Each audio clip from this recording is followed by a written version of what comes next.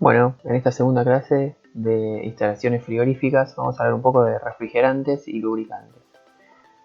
Los temas que vamos a ver en el video de hoy, hablar un poco de propiedades y características de los refrigerantes, un poco de la nomenclatura, qué tipos de refrigerantes se usan a nivel industrial, un poco las restricciones que surgieron por más que nada un tema ambiental y bueno, hubo que cambiar alguno de ellos. La otra parte de la clase vamos a estar destinada a lo que es los lubricantes, los tipos que hay, minerales o sintéticos, ver qué compatibilidad tienen con los refrigerantes. Y bueno, también hablando de compatibilidad, hablar un poco de los materiales del sistema de refrigeración. Bueno, como ustedes ya saben de asignaturas anteriores, se mencionaron brevemente, digamos, las características. Vamos a ir viendo qué características tiene que tener un fluido refrigerante. Bien, una de las más importantes al momento de seleccionar es la presión de saturación. Bien, estas tienen que ser bajas en las condiciones del condensador, bien, y ligeramente superiores a las atmosféricas en el evaporador. ¿Por qué es así? Fíjense, algo que ya es conocido es que si llega a haber una pérdida de estanqueidad en el sistema, bien, el punto del sistema que menor presión tiene es el evaporador. Bien, entonces si hay una pérdida de estanqueidad y en el evaporador hay una presión menor que la atmosférica, lo que va a ocurrir inmediatamente es que ingrese aire de la atmósfera. El aire obviamente es perjudicial porque es un elemento no deseado en el sistema, pero tal vez el mayor inconveniente es que ese aire, como ya sabemos, es aire húmedo, por ende además va a ingresar agua.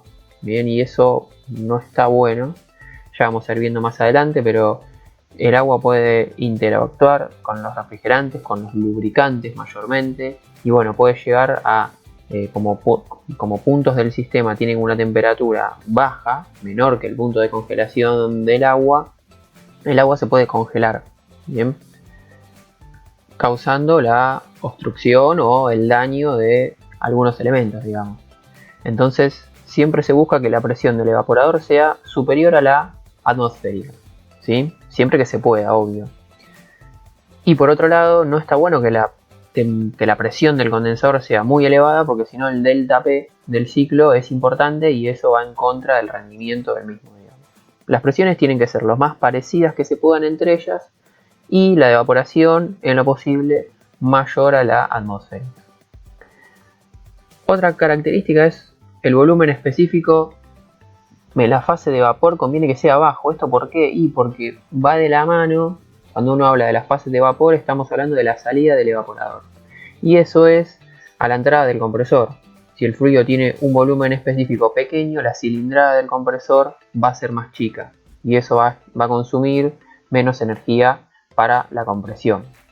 Bien, esto va a quedar más claro también cuando veamos compresores, que es el tema que sigue. Que tenga muy buenos coeficientes de transmisión de calor. Y bueno, esto es algo medio obvio, ¿no? Porque el refrigerante en todo momento está intercambiando energía, está absorbiendo energía en el evaporador, bien, a través del aire de la cámara o del fluido que se requiera, y cediéndola en el condensador. Entonces está muy bueno que tenga facilidad justamente para absorber y transmitir esa energía térmica, bien. Y si vamos al proceso de compresión también, si recuerdan de termodinámica, la ecuación del trabajo del compresor, si era adiabático, el coeficiente K, que era Cp sobre Cv, influenciaba en el trabajo de compresión, ¿bien? Y si el K es lo más chico que se pueda, como dice acá, va a ir de la mano con el trabajo del compresor, reduciéndolo. Respecto a los calores específicos de la sustancia, bien conviene que sean bajos en el estado líquido y altos en la fase de vapor. ¿Por qué es esto? Y en la fase líquido uno tiene que pensar en la salida del condensador. Y tiene que ser bajos ahí porque facilita el subenfriamiento. Y eso, como vimos en la clase que pasó, es una de las ventajas o de las mejoras que uno puede lograr en una instalación de refrigeración. Y altos en el estado de vapor, porque eso hace que a la salida del evaporador no se sobrecaliente demasiado, que era una de las contras que teníamos en cuanto a las condiciones del refrigerante. Bien, no convenía que esté muy sobrecalentado el ingreso al compresor, porque también se relacionaba con esto, ¿sí? Y con que la temperatura de descarga cada vez se hacía más alta. Otra característica es un calor latente de vaporización lo más alto posible. Esto se relaciona, diciéndolo de manera burda, con el ancho de la campana, ¿no? Esto también lo mencionamos la clase pasada, va de la mano con el efecto refrigerante neto. Y bueno, estuvimos viendo y haciendo ejemplos con los refrigerantes más utilizados y vimos como el amoníaco tenía un salto de magnitud importante con respecto a los freones. Bien, de acá de hecho tenemos una tabla en la cual muestra eso, muestra la entalpía. Bien, latente es la columna del medio, o sea el cambio de estado entre líquido y vapor. Esta celda es la diferencia de esta menos esta, a menos 15 grados Celsius. ¿Sí? Si ustedes se fijan, bueno, este es el amoníaco, el 717, ya en un ratito vamos a ver por qué. Fíjense que anda en un orden de magnitud distinto al de los freones. Los freones andan en las decenas y ya está en las centenas. Bien, o sea, es otra cosa. Desde este punto de vista, el amoníaco es muy favorable, digamos. Tiene una campana muy ancha, digámoslo. Bien, seguimos con más características, si por ahí ya no tan descriptivas, digamos. Toxicidad. Bueno, esto es algo también lógico, ¿no? O sea, no está bueno que un refrigerante sea tóxico porque las instalaciones siempre van a estar en contacto con las personas, digamos. Y no queremos que les ocurra nada. Que no sean corrosivos, bien que no degrade ningún elemento de la instalación ni nada en el caso que haya alguna pérdida. Que no sean combustibles ni explosivos, bueno, lo mismo que antes. Si los refrigerantes están en contacto con las personas y esto, digamos, sería un inconveniente. Que no tengan ningún tipo de interacción con los aceites lubricantes. Como vamos a ver, como ya dijimos en la clase que pasó y vamos a repetirlo muchas veces, en la instalación no circula solamente el refrigerante, ¿bien? Porque hay elementos móviles, principalmente en el compresor, que requieren de una lubricación, ¿bien? Requieren de una sustancia, de un aceite lubricante. Y no puede interactuar, no debe interactuar el aceite lubricante con el refrigerante, ¿bien?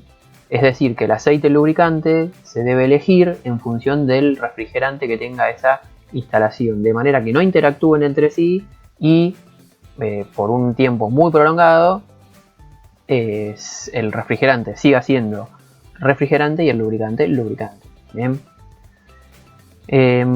Temperatura crítica y desolidificación, bueno, esto es importante, pero bueno, la mayoría de los lubricantes, de los refrigerantes, perdón, lo cumplen, es decir, en las condiciones de trabajo están por debajo de su temperatura crítica y nunca se alcanzan las temperaturas de solidificación del mismo, ¿sí? La viscosidad es un elemento también a tener en cuenta, digamos. Esto ya es hilando un poco más fino, ¿no? Porque obviamente esto va a permitir que el refrigerante circule con mayor facilidad entre los elementos de la instalación. También el costo. El costo hoy en día es algo bastante importante y más aún cuando uno tiene una instalación de un tamaño considerable, digamos, ¿no? Que lleva una gran carga de refrigerante. Y ahí el amoníaco, volviendo a nombrar, generalmente es hasta 10 veces más barato que alguno de los freones que se utilizan. O sea, es otra de las ventajas del amoníaco. Y una característica también deseable, digamos, es que, o una característica a prestar atención en el refrigerante, es su producción frigorífica volumétrica. ¿Qué es esto? Es la energía, digamos, que retira a través del evaporador por cada metro cúbico de vapor que se forma, ¿sí? Esto lo que queremos es que sea lo más alto posible, es decir, por cada kilo de sustancia, que en este caso es por cada metro cúbico de vapor que se forma, que retire la mayor cantidad de energía que se pueda. Bien, Acá tenemos un poco la manera de calcularlo, las unidades, bien. Y fíjense que acá otra vez, el amoníaco frente a los freones es más favorable, digamos. Esto hace que, por ejemplo, para este caso, para remover la misma cantidad de energía o de frigorías a través del evaporador, ¿sí? El compresor que trabaje con la instalación de amoníaco sea un 60% más compacto que en el caso del freón 12. Bien, otra de las ventajas del amoníaco. Bueno, la realidad es que no hay ninguna sustancia que junte todas las características que mencionamos. Es decir, siempre alguna queda fuera. El amoníaco, como sabemos, es muy tóxico, es muy perjudicial para las personas, pero tiene otras ventajas que hace que se utilice. ¿Sí? En el caso de los freones, como vamos a ver, tienen un impacto bastante importante en el ambiente. Por eso es que, como mencioné, no hay ninguno que cumpla con todas las características. Uno lo que trata es de que en las condiciones en las cuales va a utilizar ese fluido tenga las menores contras que se pueda. ¿Sí? Ese, digamos, es más o menos como se selecciona un refrigerante o las cosas a tener en cuenta al momento de hacerlo. Dentro de los refrigerantes ya vamos a hablar un poco ahora qué tipos hay. Bien, por un lado hay dos grandes grupos, los naturales y los sintéticos, ¿sí? Como su nombre lo indica y como ustedes ya se imaginarán, los primeros son los que se encuentran disponibles en la naturaleza y los segundos son los que sintetiza el hombre, los fabrica el hombre, digamos. Bien, y también hay un tercer grupo que son mezclas, que no es más que mezclar en distintas proporciones algunos de estos dos grupos que nombramos antes, bien, o sea que no es nada nuevo el caso de la mezcla. Dentro de los naturales, vamos a ver un poco qué hay dentro de cada uno. Dentro de los naturales tenemos los inorgánicos y los orgánicos. Bien, esto ya también conocido a esta altura, que ya cursaron química. Dentro de los inorgánicos vamos a tener el amoníaco, el agua y el dióxido de carbono. Bien, amoníaco muy utilizado, dióxido de carbono también se está utilizando mucho hoy en día. Y el agua, ustedes dirán, pero ¿cómo el agua es un refrigerante? Sí, cómo no. Hay equipos en los cuales se enfría agua, generalmente no es agua pura, ¿no? Sino que se le introduce alguna sustancia para cambiar su punto de congelación, algún glicol, por ejemplo, pero se utiliza el agua como refrigerante intermediario algunas veces. ¿Eso qué significa? Que el fluido, el ciclo va a trabajar con alguno de los refrigerantes que ya conocemos, eso enfría agua y ese agua luego va y enfría algún otro producto, que puede ser aire o un producto, puede ser leche, lo que sea, ¿bien? Pero es utilizado el agua como fluido refrigerante. Obviamente que su aplicación está acotada por lo que mencionábamos hoy, la temperatura de congelación del agua. Orgánicos. Dentro de los orgánicos tenemos utilizados también en la actualidad, vamos a hablar un rato, el propano, el butano. ¿Sí? Fíjense que yo ya acá voy poniendo el nombre que se les da a cada uno. En un rato vamos a ver qué significa, de dónde salen estas siglas. ¿Sí? Algunas siguen lógicas, una regla lógica, digamos, y otras no tanto. Esto es para hablar un poco de los naturales, bien, todos utilizados en la actualidad. Y dentro de los sintéticos también tenemos varios grupos. En este caso vamos a tener tres grupos, ¿sí? Los clorofluorocarbonados o CFC, ¿sí? Se llaman así porque en su molécula van a contener cloro, flúor, carbono y bromo también en algunos casos. Bien, lo que se hizo acá, todos estos grupos, los sintéticos, se parte de hidrocarburos, a los cuales se le dejaron los átomos de carbono, pero los átomos de hidrógeno se reemplazaron por cloro y por flúor, principalmente. Bien, acá dentro de este grupo vamos a tener el R11, el R12, el R502. Este primer grupo es atractivo porque al reemplazarle los átomos de hidrógeno por elementos como cloro o flúor, la molécula queda de un tamaño más grande y eso hace que el refrigerante sea mucho más menos propenso a fugarse del sistema de refrigeración, por ejemplo. Bien. Ahora estos tienen una contra muy grande, que es que tienen contenido de cloro. El cloro fue uno de los principales causantes del adelgazamiento de la capa de ozono de nuestra atmósfera. Bien, entonces luego de estudiarse y determinarse cuál era la causa, se reemplazó a estos refrigerantes sintéticos del primer grupo por los hidroclorofluorocarbonados o HCFC, que es lo mismo que antes, se parte de hidrocarburos, solamente que ahora no se reemplazan todos los átomos de hidrógeno por cloro o flúor, sino algunos, ¿sí? La realidad es que esto fue una solución a medias, digamos, porque si bien se redujo la cantidad de cloro que tenían en sus moléculas, seguían teniendo ese elemento. Entonces, posteriormente se los prohibió también a este grupo porque seguían afectando el adelgazamiento de la capa de ozono. Bien, refrigerantes de este grupo muy utilizados, el R22 en lo que es aire acondicionado y el R123, muy difundido en el aire acondicionado doméstico durante mucho tiempo, digamos, el R22, ¿sí? Pero bueno, como mencioné, tenían el inconveniente de que presentaban cloro en su molécula y seguían afectando a la capa de ozono, aunque en menor medida que los anteriores.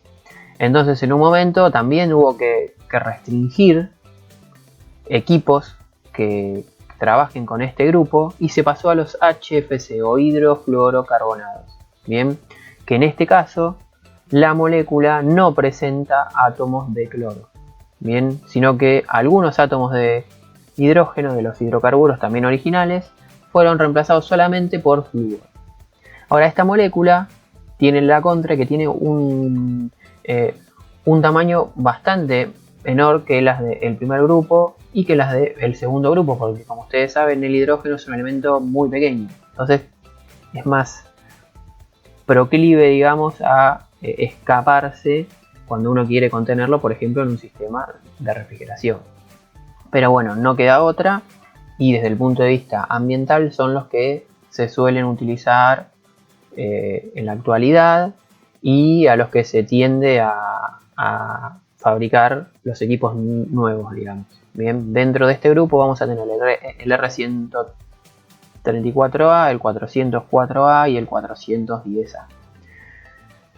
Bien, y dentro de las mezclas vamos a hablar en un ratito, pero no es más que como mencionamos, que mezclar en alguna proporción determinada refrigerantes de los grupos anteriores. Y ahí se los va a agrupar dentro de los 400 y los 500. La serie de los 400 y la serie de los 500 son mezclas, ¿sí? Bien, vamos a hablar un poco ahora sí de la nomenclatura. Bien, ¿por qué tienen estos números? Como dijimos hoy, ¿sigue alguna lógica?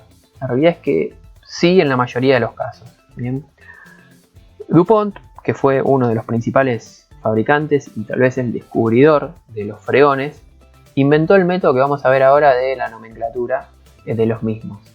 El uso público fue autorizado en el 56, bien, y pertenece a la norma 34 de ASHRAE. Dentro de esta norma, además de lo que es la nomenclatura, también se habla un poco de la toxicidad y la inflamabilidad de los refrigerantes, bien clasificándolos con una letra A o B y un número, bien 1, 2 o 3, en función de la inflamabilidad y la toxicidad. Bien, por ejemplo, uno que es B3, sí es muy inflamable y muy tóxico. Un refrigerante A1 es poco inflamable y poco tóxico, que sería lo que de lo que se quisiera, digamos, ¿no? A1 es lo mejor desde el punto de vista de la seguridad para el usuario. Bien, vamos a ver que varios de los refrigerantes que se utilizan pertenecen a la categoría esta.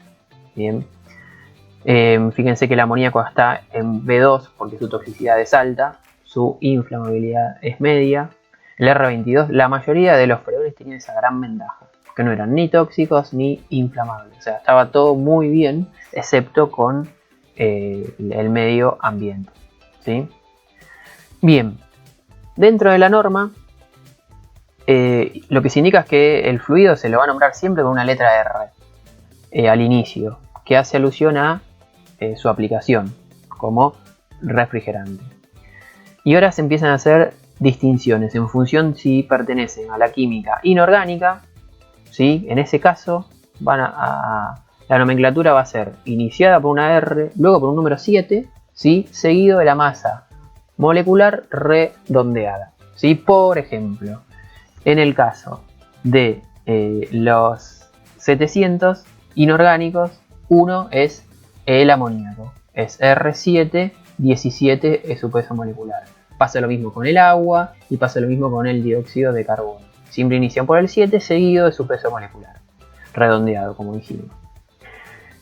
Y dentro de la química inorgánica, bien, acá ya se empieza a complicar un poco más, pero es una regla, o sea, no es que hay que prestar demasiada atención, sino saber si uno requiere, ¿sí? De dónde sale. Y es así, se inicia por el número R, por la letra R, perdón, seguido por hasta 3 números, bien, en los cuales el primero indica la cantidad de átomos de carbono menos 1, que en el caso de que resulte nulo no se coloca, bien. En la segunda unidad, digamos, es la cantidad de átomos de hidrógeno más 1. Este nunca puede ser 0, bien, porque en el menor de los casos es 1. Y el último es la cantidad de átomos de flúor, ¿sí? Que se indican siempre, ¿sí? Bueno, es decir, que uno conociendo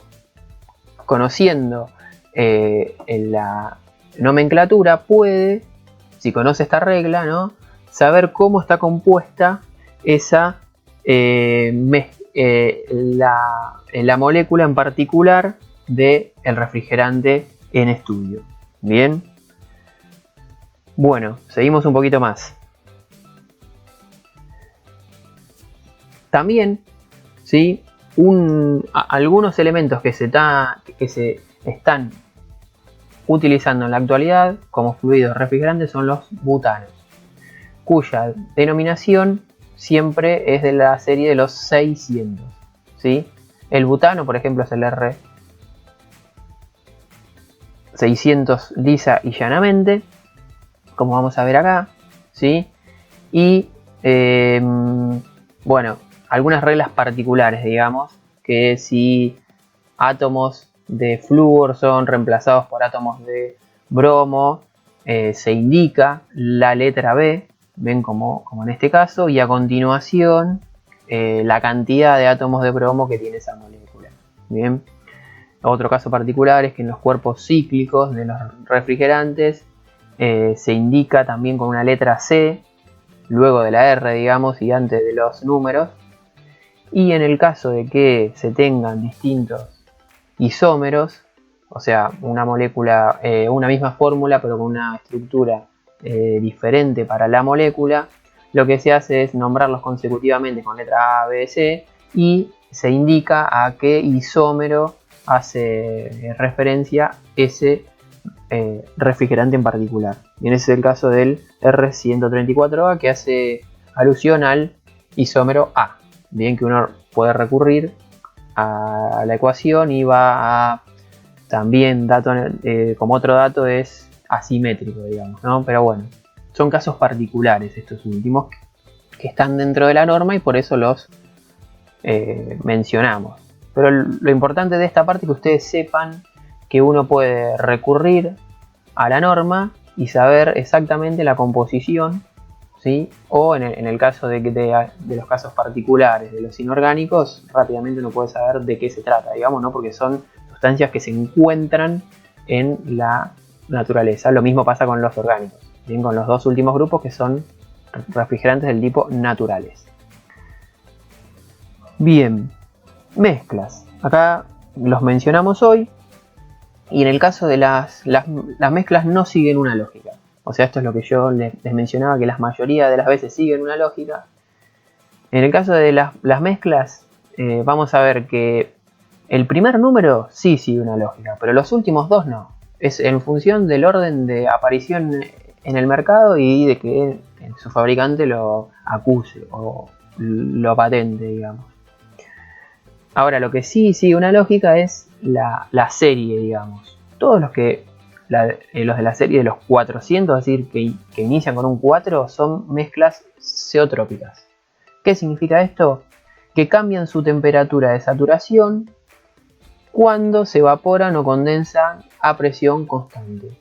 Es decir, si uno mantiene constante la presión, la temperatura va a ir cambiando durante el cambio de estado de la sustancia. Bien, por ejemplo, este es el caso del R401A. ¿Sí? Fíjense que trayendo el mismo cuadro que antes, tenemos que la serie de los 400 son los zeótropos. Bien, y la serie de los 500 son las mezclas azeotrópicas o haciendo referencia a las sustancias azeótropas. Bien, que eso sí si bien son mezclas en distintas proporciones, como vemos acá, ¿ven? Por ejemplo, este caso es una mezcla, el R502 es una mezcla de R22 con R115, del cual en el primero tenemos un 48,8% y del segundo un 51,2%, o sea, casi una mezcla en iguales cantidades. Pero en estos casos, cuando se evapore la sustancia, el R502, ¿sí?, va a mantener constante su temperatura cuando se lo hace cambiar de estado a presión constante. Es decir, desde ese punto de vista se comportan como una sustancia pura. ¿Bien? Con los 400 hay que tener cuidado, especialmente en la situación que, por ejemplo, si se da una pérdida de estanqueidad en el sistema, ¿sí?, se va a evaporar primero el refrigerante que es más volátil de esa mezcla. ¿Sí? Entonces lo que va a pasar es que esa mezcla va a cambiar su proporción en ese caso. ¿Sí? Entonces cuando uno tiene una pérdida importante en el sistema, no puede simplemente arreglarla o repararla y agregar refrigerante de esta serie, el mismo que se tenía en el sistema, porque no se sabe cuál quedó, porque al cambiar esta proporción ya el refrigerante cambia sus características, digamos. Entonces, en algunos casos, cuando esa pérdida es muy importante, por más que quede algo de refrigerante en el sistema y se repare esa pérdida de estanqueidad, va a haber que reemplazar en su totalidad al fluido refrigerante. Y eso tiene un costo que es elevado. Bien. Dentro de los CFC, ¿sí?, vamos a ver un poco ahora cada uno de estos grupos, ¿no? Los primeros, los CFC, que como dijimos, bueno, la contra que tienen es que tienen un elevado PAO. ¿Qué es PAO? El potencial de agotamiento del ozono estratosférico, ¿bien? Pero se los utilizó mucho y masivamente, digamos, porque no eran ni inflamables ni explosivos y eran, como dijimos, muy estables porque no tenían hidrógeno en su molécula, ¿sí? Ahora voy a repasar muy rápidamente, mencionar características porque esto es muy descriptivo, ¿sí?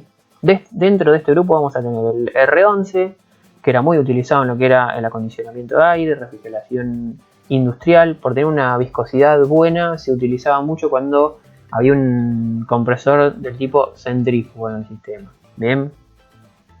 Bueno, esto también vamos a ver que funcionan la mayoría de este grupo con aceites del tipo mineral, que en un rato vamos a hablar de eso. Como estaban en este grupo, se los hubo que reemplazar y un reemplazo fue el R123. Bien. Otro que pertenecía a este grupo muy muy utilizado en lo que era refrigeración comercial, doméstica y aire acondicionado. Todo lo que es hasta media temperatura de evaporación, digamos, era el R12. Bien, funciona en todo tipo de compresores según los principios de funcionamiento que vamos a ver la semana que viene, pero hubo que reemplazarlo por el R134A. Y el R502, otro de este grupo también muy utilizado, era una mezcla azeotrópica, ¿sí? Que fue la que hablamos hoy, ¿no? Que tiene casi la misma proporción de R22 y R115. Este tenía la particularidad de que, aún siendo utilizado en una sola etapa, la temperatura de descarga del compresor, que era un punto importante, digamos, a tener en cuenta, una propiedad importante a tener en cuenta en las instalaciones, seguía siendo baja. Entonces fue utilizado en lo que era baja temperatura. Y reemplazos, el 404A y el 507. O sea, acá tenemos una imagen de los recipientes en los cuales se comercializaban estos tres tipos, digamos. Bien, es una garrafa que es descartable, digamos, ¿no? En un momento, cuando se acaba el refrigerante, se descarta y se compra una nueva. Pero, como dijimos, esto se sacaron de circulación, ¿sí? Principalmente por lo que dijimos hoy, que el cloro, que era un elemento muy presente en su molécula, ataca al ozono estratosférico. Y bueno, hubo que sacarlos de circulación porque se midió una disminución de la capa de ozono. Y esto se decidió en el protocolo de Montreal. El protocolo de Montreal ataca directamente lo que es el adelgazamiento de la capa de ozono. Su negociación, su inicio fue en 1987 y recién el 1 de enero de 1989 se entró en vigencia sus medidas, digamos. Y la verdad que fue un acuerdo que, según dicen los expertos, fue un éxito a nivel mundial, digamos, porque muchos países lo firmaron y eso hizo posible, ¿sí?, que de hecho todos los países con aporte significativo de los refrigerantes, digamos, de las sustancias en realidad que atacaban a la capa de ozono, que no eran solamente los refrigerantes. Bien, a nosotros nos impacta con eso, con los refrigerantes, digamos, en esta clase. Y esto va a lograr, digamos, que para el año 2050 la capa de ozono haya recuperado el espesor original, por decirlo de algún modo. Bien, por todo esto, el protocolo de Montreal es considerado un ejemplo de cooperación internacional. ¿Sí? Más aún cuando en el 2009 se ratificó por todos los países miembros que seguían llevando a cabo las medidas. Bien, bueno, dentro de las cuestiones que se fijaron en este protocolo fue que el 1 de enero de 1996 cesó la producción total de los refrigerantes del tipo CFC. ¿Sí? Esto no es para todos los países, sino que era para los principales consumidores de este tipo de refrigerantes, que eran los países más industrializados. Para los de un segundo grupo no tan industrializados, tenían hasta un plazo de 10 años para sacar de circulación, digamos, los equipos nuevos que se seguían haciendo con este tipo de refrigerante. Bien, pero bueno, o sea, fueron evidentemente medidas muy cumplibles que se pudieron llevar a cabo y lograr el éxito de recuperar, como dijimos, gran parte del espesor de la capa de ozono y revertirla para alcanzar su espesor original. El protocolo de Montreal, ¿sí? Bueno, ya tenían, además de atacar los CFC, también tuvo que hacerle frente a los HCFC porque, como dijimos, seguían teniendo cloro en su molécula. Bien, entonces ahí la reducción no fue tan drástica como los anteriores, sino que se comprometieron a reducir un 65%, ¿sí?, de lo que se utilizaban los equipos, tomando como base de enero, el 1 de enero del 2004. Es decir, de la cantidad de HSFC que se producía en este momento, que se utilizaba en este momento, se comprometieron a reducir a un 65%. Bien. Y para el año 2030, la prohibición total a nivel mundial de este tipo de refrigerantes. Como mencioné antes, esto ataca primero a los que son los países desarrollados, industrialmente hablando, los cuales las restricciones eran mucho más mayores, ¿sí? Y esas restricciones luego van con un proceso más lento hacia los menos desarrollados industrialmente hablando. Bien.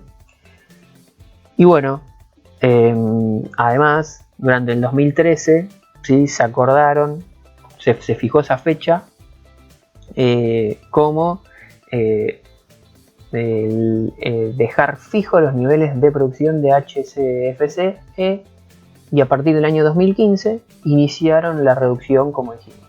Bien. A su vez, ¿sí? Se dieron cuenta que si bien este protocolo no atacaba directamente a eso, los refrigerantes del grupo de HFC y HCFC también aportaban lo que eran a el calentamiento global, es decir, el potencial de calentamiento global, por sus siglas en inglés GWP, de algunos de los refrigerantes de los dos primeros grupos, HFC y HCFC, eran 10.000 veces más perjudiciales para el calentamiento global que el dióxido de carbono, ¿sí? Esto también es algo que hubo que tener en cuenta con estos dos refrigerantes. No es que solamente se los sacó de circulación por el ozono, sino que también aportaban a lo que era el calentamiento global, pero el protocolo de Montreal en un inicio sí solamente se abocó a lo que era el adelgazamiento de la capa de ozono. Bien, por eso, teniendo en cuenta esto, y dado que fue un protocolo que tuvo mucho éxito, en el 2016, en Ruanda, en una reunión de los países miembros, también decidió, ¿sí?, atacar lo que era el calentamiento global, el protocolo. Algo para lo que no estaba pensado originalmente, digamos. Bien, pero bueno. Todo lleva a la restricción de los HCFC y los HFC. Por eso la aparición, digamos, de los refrigerantes ecológicos CFC. Bien. Vamos a ver. El segundo grupo, HCFC, como dijimos, si bien tenían menos restricción a lo que era la capa de ozono, o menos impacto, mejor dicho, a lo que era la capa de ozono, seguían teniendo cloro en su molécula, por eso seguían afectando la capa de ozono. Y al igual que los anteriores, no eran inflamables ni explosivos y seguían teniendo cierta estabilidad porque si bien tenían átomos de hidrógeno en su molécula, no eran tantos, digamos. Bien, por eso se los utilizó mucho.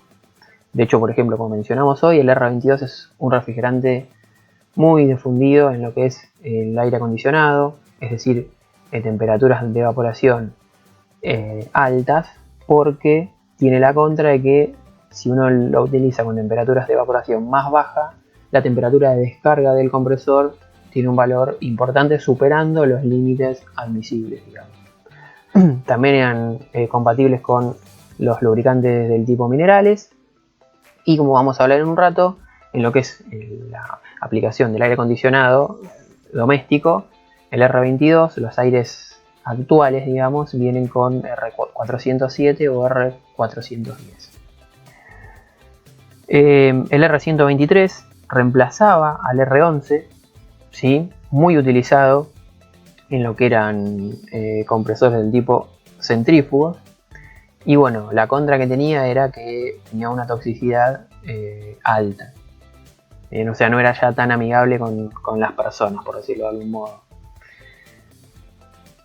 Pero, como dijimos, todavía el problema no estaba solucionado del todo, porque si bien se había atacado a lo que era el adelgazamiento de la capa de ozono, se seguía teniendo el inconveniente del calentamiento global, que bueno, de hecho lo seguimos teniendo hoy en día, ¿no? El calentamiento global antropogénico causado por las actividades del hombre, digamos, bien.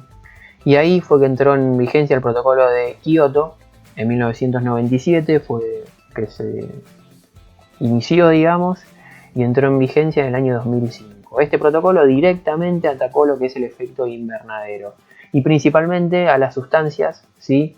Dióxido de carbono, metano, óxido nitroso y los CFC, ¿sí? Que son los refrigerantes o las sustancias, digamos, que nos importan a nosotros en esta clase, que son refrigerantes causantes de efecto invernadero. Como dijimos hoy, si el GWP o el potencial de calentamiento global del dióxido de carbono que se tomó como sustancia de referencia es 1, para muchos de los refrigerantes de los freones eran hasta 10.000 veces más, o tenían un impacto hasta 10.000 veces en el dióxido de carbono en lo que es el calentamiento global. Bien, lo que se hizo fue llevar durante un periodo, ¿sí? Reducir un 5% en comparación de lo que se tenía en 1990 como base de la cantidad de las sustancias estas, ¿sí? En el planeta Tierra. Y se comprometieron en el periodo de 2008 a 2012 reducirlas en un 5%, ¿sí? Esto es un porcentaje que es a escala global, es decir, el mundo tuvo que reducir en este periodo, porque ya pasó, un 5% la cantidad de las sustancias que utilizaba, ¿sí? ¿Por qué digo que es a escala global y qué significa eso? Significa que países más industrializados, volviendo a nombrar, tenían que reducir un porcentaje mucho más alto que lo que eran los países menos industrializados, porque el 5%, como mencioné, era a escala mundial. Eso que hizo, y que muchos países, de hecho principalmente los que más aportaban el calentamiento global, no firmen este protocolo, entre ellos Estados Unidos, ¿bien? Porque su reducción era importante, digamos, ¿bien? Argentina, sin embargo, estaba dentro del segundo grupo, que no era de los más industrializados, lo firmó y en el 2001 ratificó ese acuerdo, pero ¿por qué digo que estaba en el segundo grupo? Porque era el aporte de Argentina sobre estas emisiones, digamos, era del 0,6% a nivel mundial, ¿sí? Y bueno, luego vino el segundo protocolo del periodo de Kioto, que ahí fue cuando muchos de los países que en un inicio habían dado su aval para este protocolo se bajaron, ¿bien? Fíjense que en este año, en este segundo protocolo, se ponían metas concretas para los países desde el 2013 hasta el 2020, o sea, hasta este año. Se fijaban porcentajes que tenía que bajar cada uno de los países. Pero como dije, países muy importantes, y de hecho los 3 principales aportantes de las sustancias estas no firmaron este protocolo, que son Estados Unidos, Rusia y Canadá. ¿Bien? Por eso es que el protocolo de Montreal, el que vimos antes, que fue muy masivo a nivel mundial, fue considerado un éxito desde ese punto de vista. Bueno, y la firma de este tratado internacional llevó a que, entre otras cosas, se utilicen los HFC. Bien, los HFC, como dijimos, han sido pensados, creados, porque los creó el hombre para sustituir a los 2 grupos de refrigerantes anteriores. Pero todo muy lindo, no tienen cloro en su molécula, como dijimos. Eso hace que no impacten sobre el adelgazamiento de la capa de ozono, pero sí tienen flúor. Y el flúor es un gas de efecto invernadero. Bien, o sea que los refrigerantes estos, todo indica que en un futuro también debe restringirse su uso, que fue de hecho lo que dice el protocolo de Kioto. Hay que tratar de restringir el uso de este tipo de sustancias, digamos. SUPAO, que otra vez siglas de potencial de reducción de ozono en inglés, ¿sí? Es 0, como dijimos. Es decir, no impactan contra el adelgazamiento de la capa del ozono estratosférico. Se consideran desde el punto de vista del protocolo de Montreal, digamos, refrigerantes definitivos, porque no atacan al ozono, pero sí tienen un aporte importante encima, como dijimos, en algunos casos hasta 10.000 veces más causante de efecto invernadero que el dióxido de carbono. Por ende, vamos a ver qué sucede en un futuro, digamos. También va a haber que hacer algo con este grupo de refrigerantes. Estos también eran buenos desde el punto de vista de la seguridad.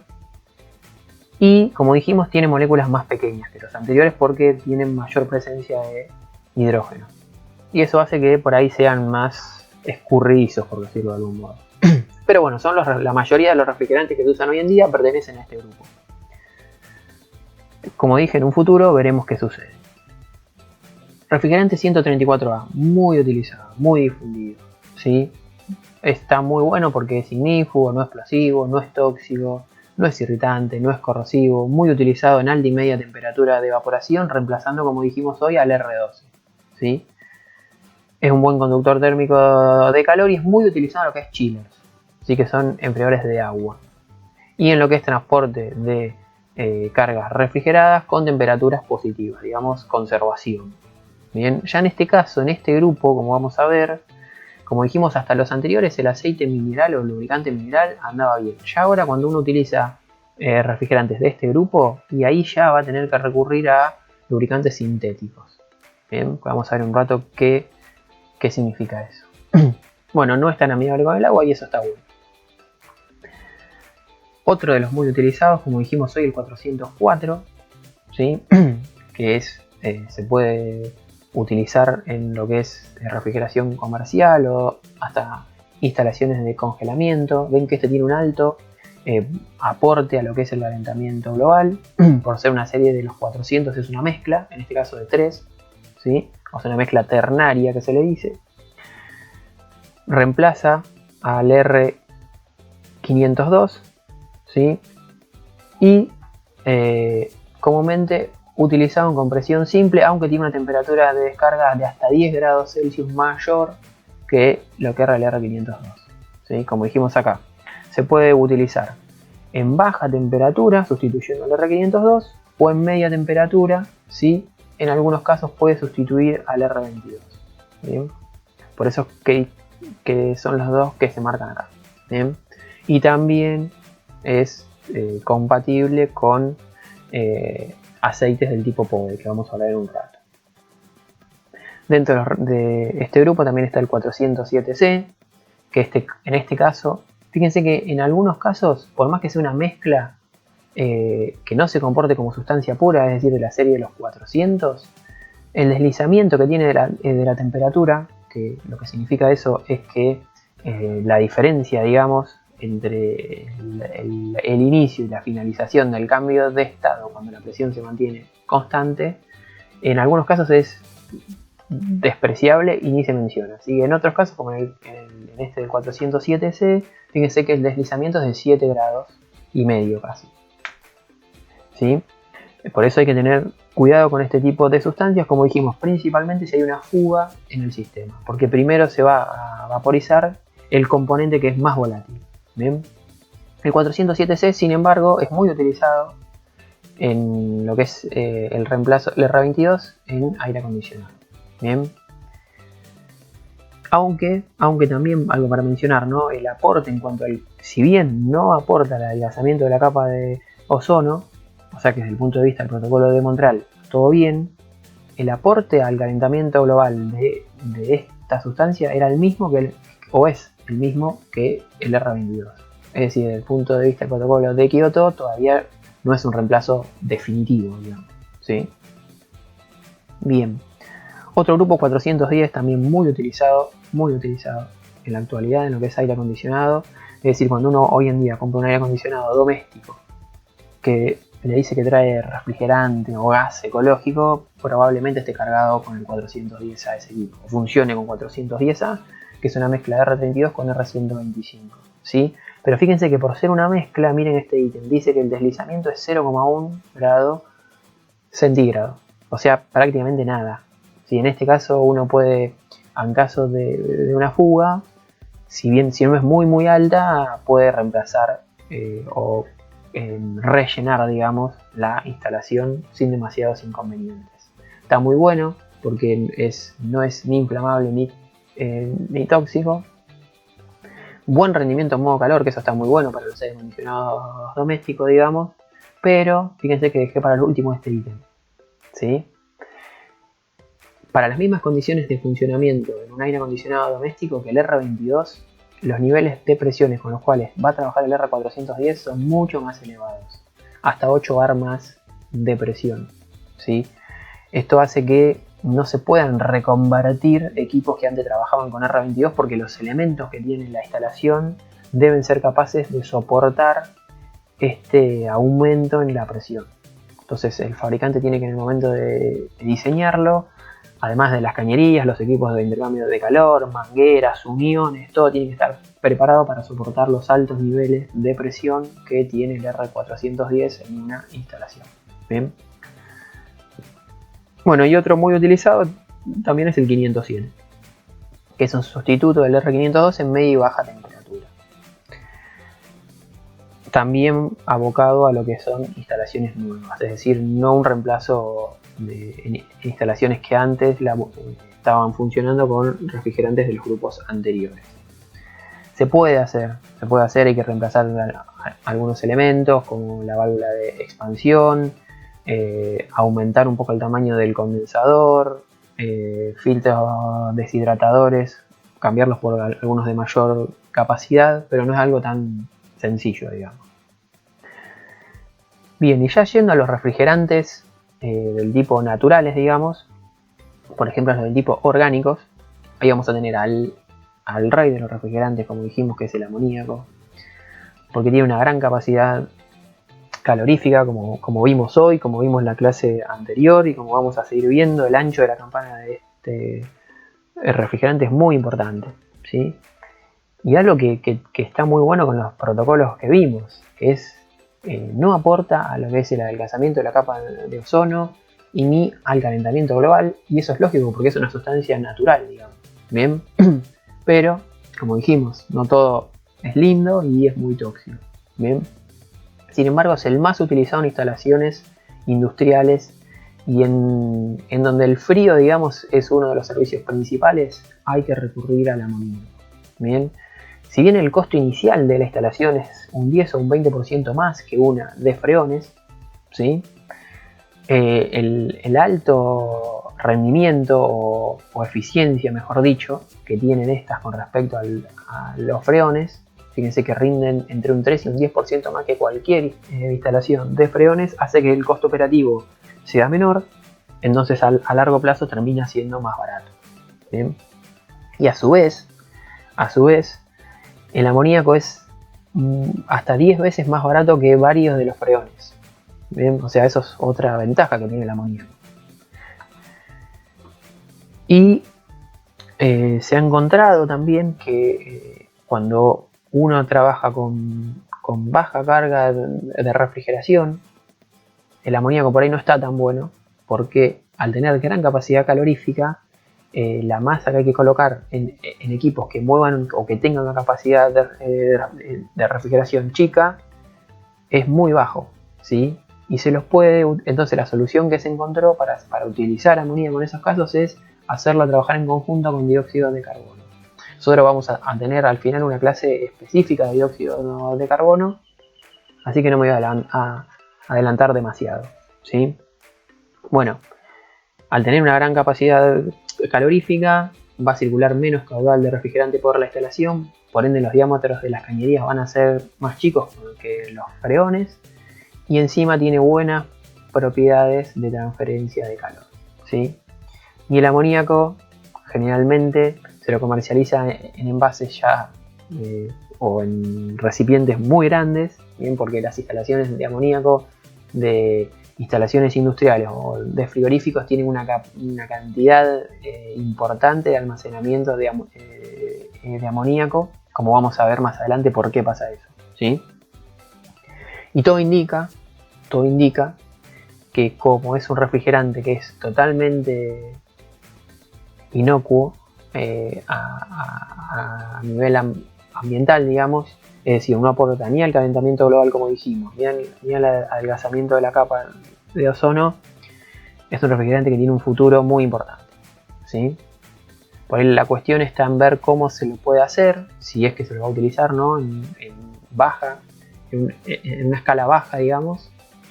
Y bueno, ya a nivel comercial, digamos, no es tan simple, porque por ejemplo tener amoníaco, solo, estoy hablando de amoníaco solo en un supermercado, por ejemplo, y no está tan bueno porque en el caso que haya una fuga, más allá de que las medidas que se tomen en esa instalación sean las adecuadas para que no ocurra nada, no es una buena imagen comercial para ese lugar, por ejemplo. Sí, pero bueno, todo indica que en un futuro se lo va a utilizar con otra sustancia, será el dióxido de carbono, por ejemplo, para poder llevarlo a ese tipo de instalaciones.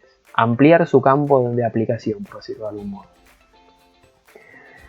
Y dentro de los inorgánicos, como dijimos, está el dióxido de carbono, que hace muy buena pareja con el amoníaco. Por eso es que ahora se lo está empezando a ver bien. Si bien es uno de los refrigerantes que se utilizó desde un principio casi, digamos, pero no tan masivamente. Bueno, hoy en día, obviamente no aporta a lo que es el ozono, y el calentamiento global aporta, pero como vimos hoy, como mencioné, con respecto a los freones, muchísimo menos. Por eso es que se lo está empezando a ver, digamos.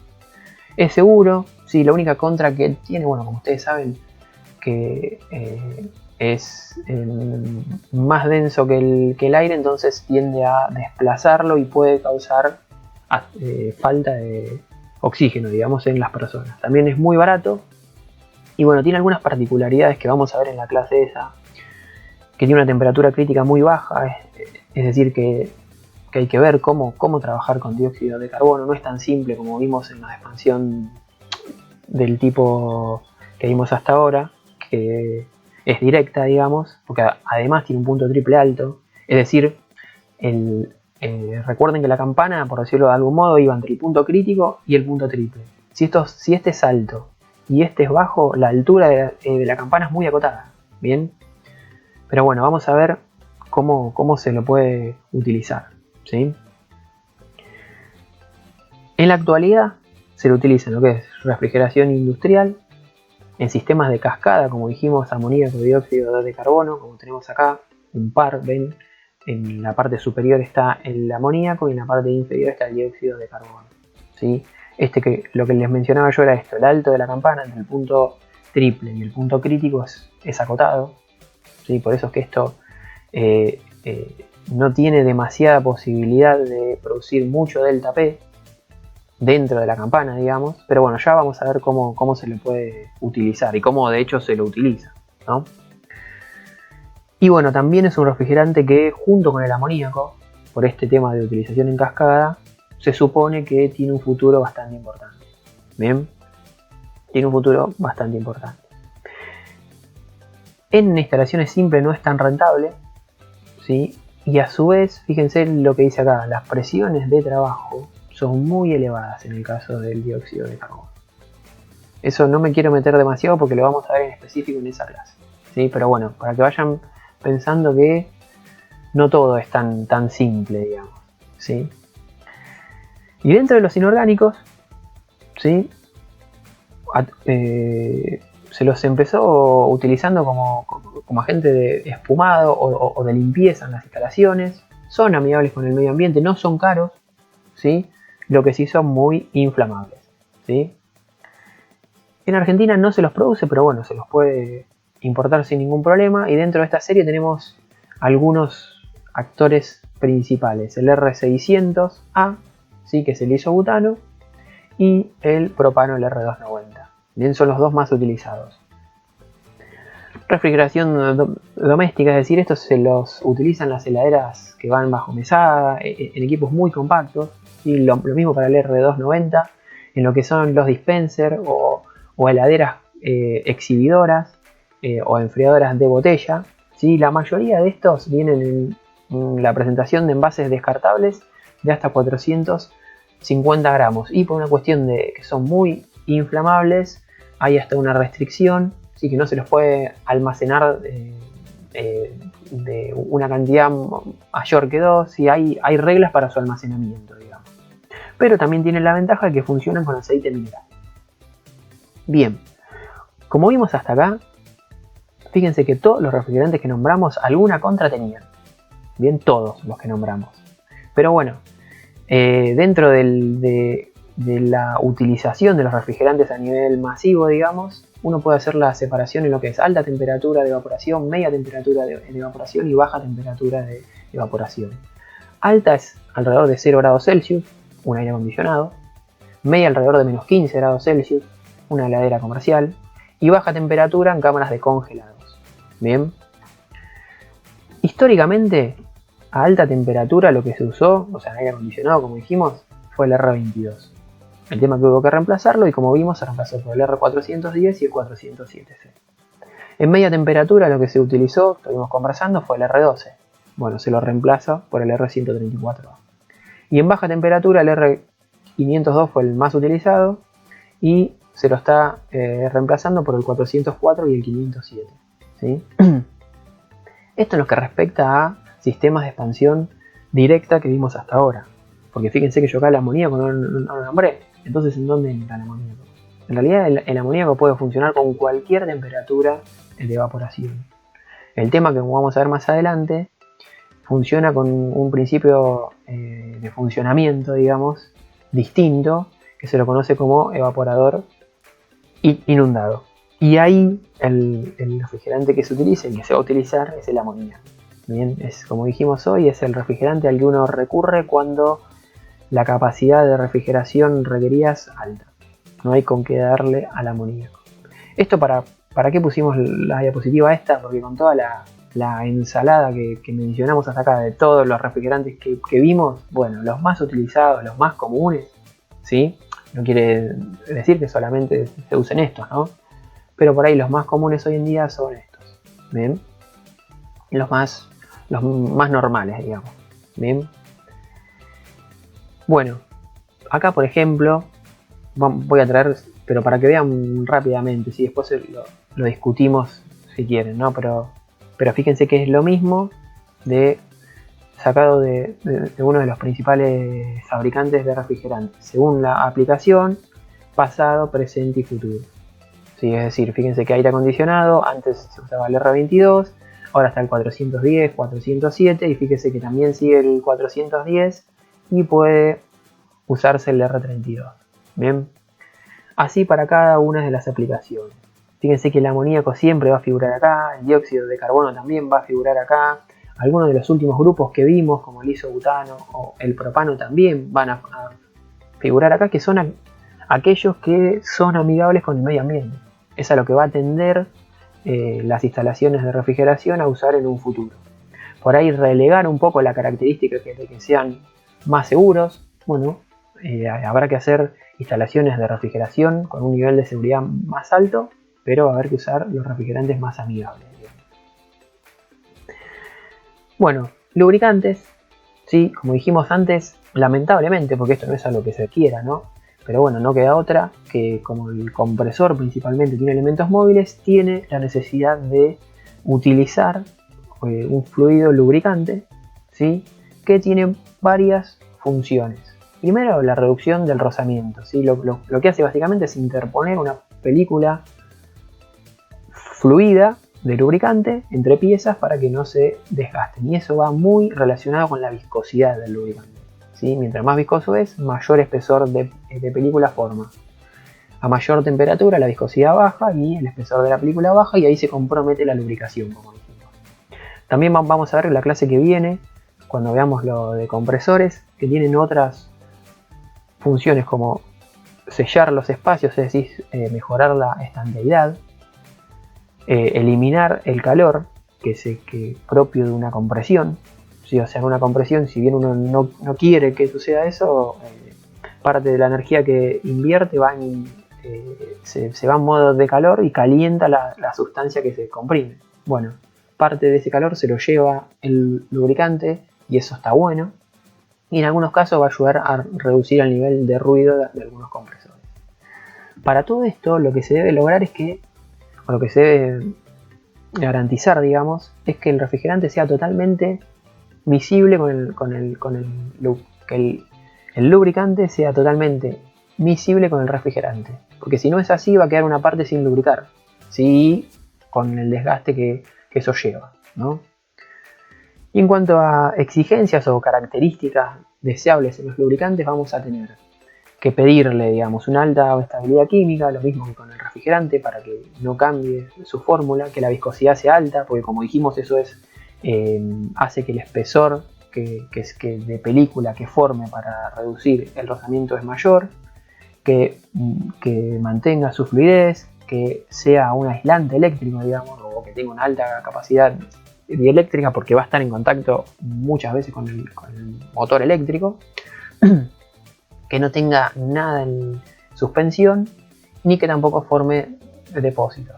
¿Sí? ¿Por qué? Y porque, como dijimos, si bien hay sistemas diseñados específicamente para que el refrigerante no se escape del compresor, algo se va a escapar, ¿sí?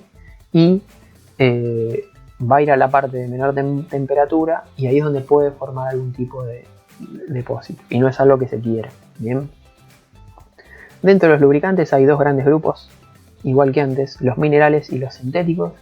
Los minerales son los que se encuentran nuevamente en la naturaleza, pueden ser parafínicos, aromáticos o nafténicos, que son por ahí los más utilizados en el campo de aplicación nuestro, ¿no? De la refrigeración.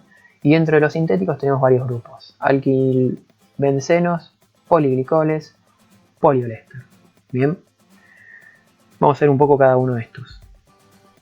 Dentro de los lubricantes minerales son aquellos que son derivados del petróleo. Bien, los grupos que ya mencionamos y los más utilizados a nivel de refrigeración, digamos, o sea, lubricantes para sistemas de refrigeración, son los nafténicos, porque mantienen su fluidez a una baja temperatura, conservan su viscosidad a alta temperatura y si tienden a formar algún tipo de depósitos son ligeros, es decir, no afectan demasiado. La contra que tienen los lubricantes del tipo o los aceites del tipo minerales, digamos, es que su composición es variable, bien, dependiendo la fuente de la que se acceda, y a su vez si por algún motivo se volatiliza, digamos, va a cambiar la molécula y eso hace que cambie el comportamiento del aceite, ¿sí? Pero bueno, se lo sigue utilizando y otra ventaja que tienen este grupo es que son mucho más baratos que los del tipo sintético. Y bueno, como dijimos, la composición es variable, ¿bien? No es una composición que sea fija porque va cambiando con el uso también, ¿bien? Y dentro de los sintéticos tienen la gran ventaja que tiene una composición química única, porque los fabricó el hombre, digamos, los fabrica el hombre. Y dentro de esto tenemos los PAO, ¿sí? Que bueno, es un aceite multigrado, tiene la ventaja que tiene un punto de congelación muy bajo, eso está bueno para nosotros, una alta capacidad dieléctrica y bueno, las mismas características que tenían antes, buena viscosidad y fluidez a una baja temperatura. Dentro de los alquilbencenos o AB se lleva muy bien con los HCFC, que eran los del segundo grupo, ¿sí? También se llevan, pero tan bien que a veces es difícil separarlos y eso no está bueno. Entonces, en algunas veces, cuando se utilizó este tipo de lubricante con los HCFC, se los mezcló con los PAO para que no sean tan solubles, ¿sí? Porque a veces cuesta separarlo a la salida del compresor cuando la solubilidad es muy alta y se escapa de la parte del sistema en la que uno quiere que se conserve, digamos, el refrigerante. Y los PAG o los poliglicoles son muy utilizados con los HFC, es decir, con el último grupo. Y tienen la gran contra que son muy higroscópicos, es decir, interactúan mucho con el agua. ¿Sí? Fíjense acá que se nos menciona al aire, porque claro, justamente el aire, como ustedes saben, es aire húmedo, entonces no está bueno, o hay que tener mucho cuidado con que estos aceites queden expuestos al aire, siquiera que, como ustedes saben, la cantidad de agua que tiene el aire no es tan elevada, pero sí los afecta igual. Por ahí los más utilizados dentro de los sintéticos son los poliéster. Bien, ¿por qué? Porque los anteriores eran de origen de los hidrocarburos también, ¿ven? Pero estos no, son de origen vegetal, ¿sí? Es decir, parten de alcoholes o de ácidos grasos, ¿sí? Bueno, una de sus ventajas, dicen los fabricantes, es que tiene una alta untuosidad, que es la capacidad de adherirse, digamos, formando una capa sobre los metales. Eso hace que el compresor esté protegido en todo momento, digamos. Tienen propiedades autolimpiantes y son biodegradables. O sea, con respecto al ambiente, que es algo que a futuro también se va a tener que considerar, están buenos. Pero tienen la gran contra, que son muy higroscópicos, ¿sí? Hasta 100 veces más higroscópicos que los aceites minerales, ¿sí? Se degradan y vuelven a los componentes iniciales, digamos. Por eso hay que poner sí o sí filtros desecantes o filtros secadores que capturen el agua que pudo haber ingresado al sistema. ¿Bien? De hecho, cuando se los comercializa, muchas veces se los presuriza con nitrógeno para garantizar que no haya aire. ¿Bien? Y no son compatibles con el amoníaco porque forman sólidos. Bueno, acá tenemos una tabla a grandes rasgos, ¿no? Fíjense, lo que dice esta tabla es el lubricante apropiado en función de los refrigerantes. Y fíjense que nos da un buen rendimiento, no es aconsejable o aplicaciones limitadas, digamos. Entonces fíjense que para el caso del amoníaco anda bien con los aceites minerales, ¿sí? Y con los PAO. Pero como dijimos, no anda con los POE. Bien. Fíjense que cualquiera de los primeros grupos, el R12 por ejemplo, ¿sí? Con aceites minerales no tenía ningún problema, pero fíjense que ya el R410 o el 407, que son los reemplazos del R22 que lo tenemos acá, ya hay que recurrir a poliéster. Bien, bueno, esto es una tabla. El dióxido de carbono, fíjense que también anda bien con el poliéster, con los PAG o con los PAO, pero no anda muy bien con el mineral y con el alquil benceno, ¿sí?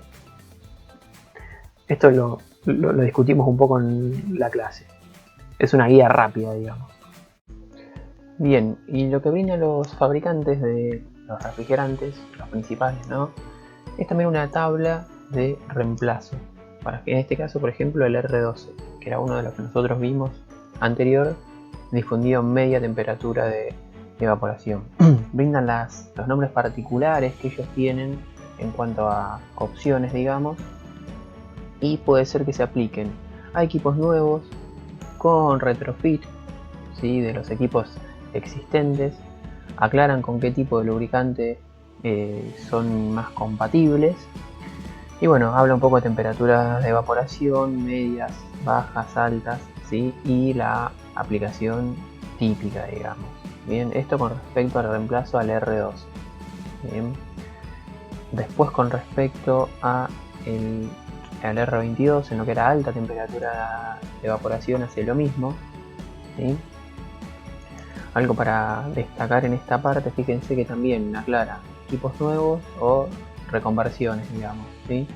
Fíjense que el R410 no puede o no debe ser utilizado en una reconversión, con un reemplazo directo, digamos, del R22 en equipos en funcionamiento, digamos, porque recuerden que los niveles de presión del 410 eran mucho más elevados que el R22. Bien, entonces los elementos del sistema hay que adecuarlos, digamos. Generalmente no sirven las instalaciones existentes o no es recomendable hacerlo, ¿sí? Nuevamente brindan los aceites lubricantes que son compatibles, aplicaciones típicas, ¿sí? Y temperaturas de evaporación. Y el otro grupo que nos falta es el R502, sí, que también, fíjense que habla de toda la familia, que esta marca, este fabricante ofrece para reemplazarlo, también en equipos nuevos o con retrofit, lo mismo que antes, ¿sí? Aceites que son compatibles y aplicaciones típicas, ¿sí? Y algo que está bueno, que bueno, siempre lo discutimos un poco, es luego de que uno si tiene la posibilidad de reemplazar el refrigerante existente en la instalación, digamos. Bien. ¿Cómo cambian algunos de los parámetros de la misma, digamos? ¿Sí? Fíjense que acá dice que este grupo va a reemplazar al 502, al R2 y el 407 con el R22. Bien, y cuando uno, por ejemplo, un equipo que tiene R22 le hace un cambio de refrigerante y pasa al 407C, que es este. Fíjense qué pasa con algunos de los parámetros de la instalación teniendo estos datos como guía, ¿no? O sea, no es que estrictamente va a pasar esto, sino es orientativo.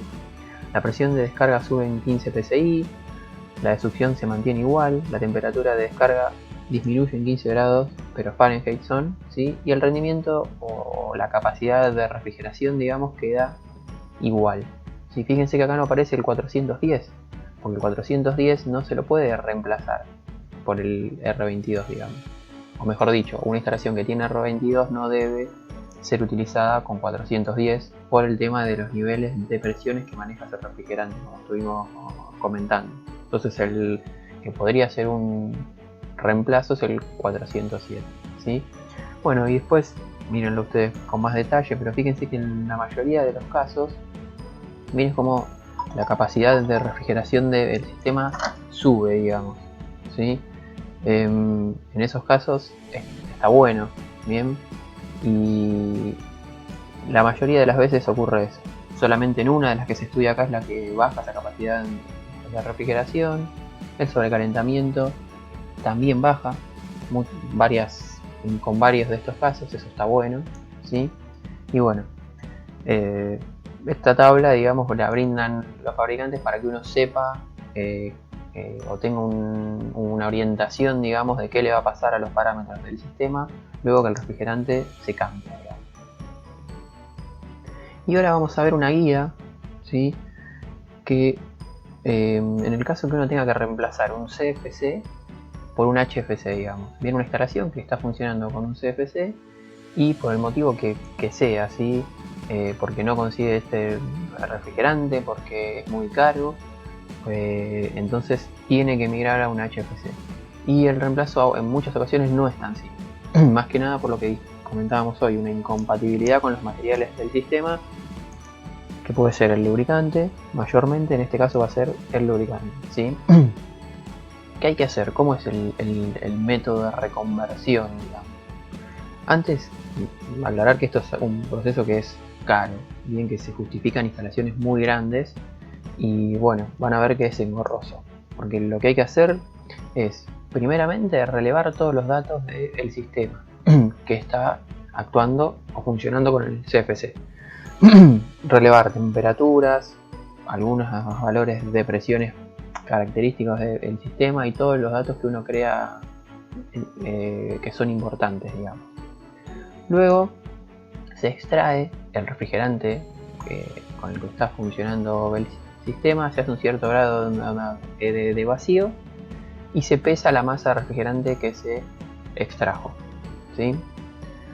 Seguidamente se extrae el lubricante, bien, que puede ser un lubricante mineral, y se mide la cantidad, bien. Y ahora viene la parte que más atención hay que prestar, porque hasta acá es bastante lógico. Se carga el lubricante nuevo, así que generalmente para un HFC va a ser uno del tipo sintético. Y fíjense lo que hay que hacer: se hace vacío para que no quede aire en el sistema y se carga el refrigerante CFC, o sea, el viejo que tenía el sistema. ¿Para qué es esto? Porque acá lo que hay que hacer es limpiar el sistema, porque si bien uno extrajo el lubricante, por el sistema seguro que quedó restos del mismo, del lubricante viejo, digamos. Bien, entonces lo que hay que hacer es cargar con el refrigerante antiguo, poner en funcionamiento el sistema, ¿sí? Como dice acá, ponerle el funcionamiento 4, 6 o 24 horas de funcionamiento del sistema, ¿sí? Y retirar el aceite lubricante. Y este proceso se tiene que repetir hasta que el contenido del lubricante viejo, digamos, en el nuevo sea menor al 5%. Si uno cuando extrae el lubricante nuevo tiene un contenido superior al 5% del viejo, hay que repetir este procedimiento, ¿sí? Hasta que se logre limpiar casi todo el lubricante viejo que tenga el sistema. Cuando se logra ese punto, ¿sí? A partir de ahí ya el sistema está listo para cargar con el refrigerante nuevo. Entonces se carga la totalidad del lubricante, se reemplazan el filtro mínimamente, ¿sí? Las demás partes que hagan falta, ¿sí? Un poco de criterio y otro poco que aconseja los fabricantes de los HFC. Se buscan pérdidas, ¿sí? Se presuriza el sistema, se fija que no haya ninguna pérdida, que la estanqueidad sea la correcta. Cuando llega a esa situación se hace vacío en el sistema.